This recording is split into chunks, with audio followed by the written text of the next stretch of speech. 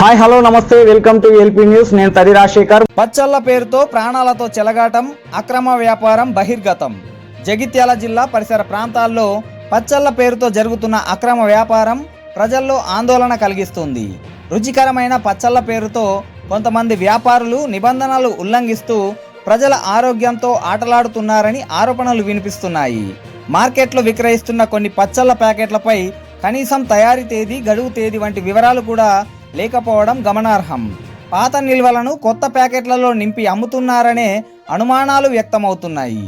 Food safety and standards authority of India FSSAI మరియు legal metrology packed కమ్యూడిటీస్ rules 2011 నిబంధనల ప్రకారం ప్రతి ప్యాక్ చేసిన ఆహార పదార్థంపై తయారీ తేదీ, గడువు తేదీ, MRP, నెట్ వెయిట్ అలాగే 14 అంకెల లైసెన్స్ నెంబర్ తప్పనిసరిగా ఉండాలి.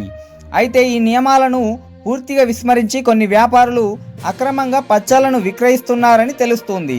గడువు ముగిసినా లేదా నాణ్యత లేని ఆహారం వాడకం వల్ల ఫుడ్ పాయిజనింగ్, గ్యాస్ట్రిక్ సమస్యలు వచ్చే ప్రమాదం ఉందని వైద్యులు హెచ్చరిస్తున్నారు.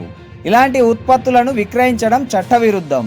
నిబంధనలను పాటించని వారిపై భారీ జరిమానాలు, జైలు శిక్ష విధించే అవకాశం ఉంది. ప్రజలు కొనుగోలు చేసే ముందు ప్యాకెట్పై ఉన్న వివరాలను తప్పనిసరిగా పరిశీలించాలని నిపుణులు సూచిస్తున్నారు. అనుమానాస్పద ఉత్పత్తులపై వెంటనే ఫిర్యాదు చేయాలని చెబుతున్నారు. ప్రజల ఆరోగ్యాన్ని పణంగా పెట్టి వ్యాపారం చేస్తున్న వారిపై అధికారులు వెంటనే చర్యలు తీసుకోవాలని స్థానికులు డిమాండ్ చేస్తున్నారు.